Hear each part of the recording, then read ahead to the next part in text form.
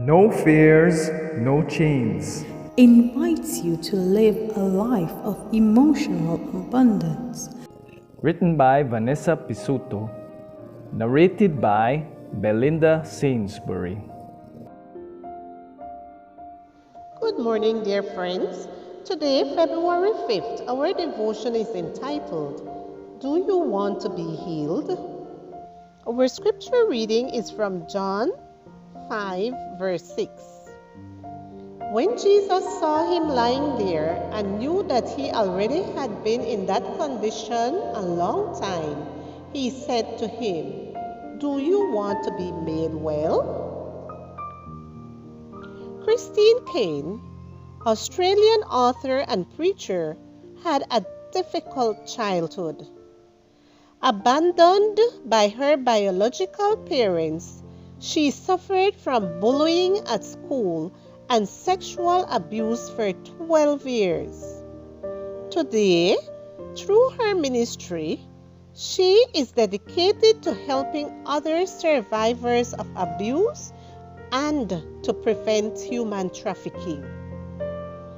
Although she has a lot of compassion for those who have suffered like her, she also believes it is important not to hold on to the victim status and not allow the past to define us.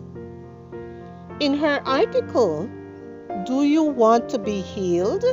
She wrote, We must be very careful because sometimes our status as victims becomes our identity. Healing involves responsibility. We have all been wounded to a greater or lesser extent. We can all remember painful chapters in our lives that make our eyes fill with tears.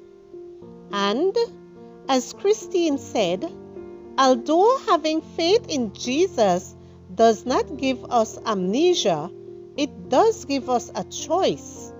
We can look at our wounds and use them as a permanent excuse, or look at Jesus and patiently take the path of recovery.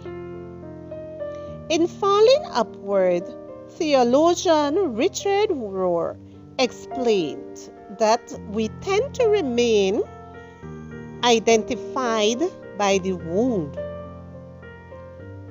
To use the victim status itself as an identity, as a ticket of sympathy, as an excuse not to serve, rather than using the wound to redeem the world, as we see in Jesus and in people who turn their wounds into sacred wounds, freeing themselves and others. As we tend to allow our wounds to define us, Jesus asked the paralytic at Bethesda, Do you want to be made well? At first glance, it seems like an ironic question. Who wouldn't want to walk again after 38 years on a pallet?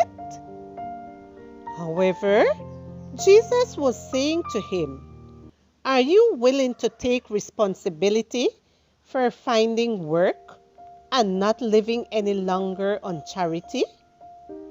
Do you want to be healed, even if it means not receiving the attention and sympathy of others? Healing involves responsibility and gives us greater capacity for impact and influence.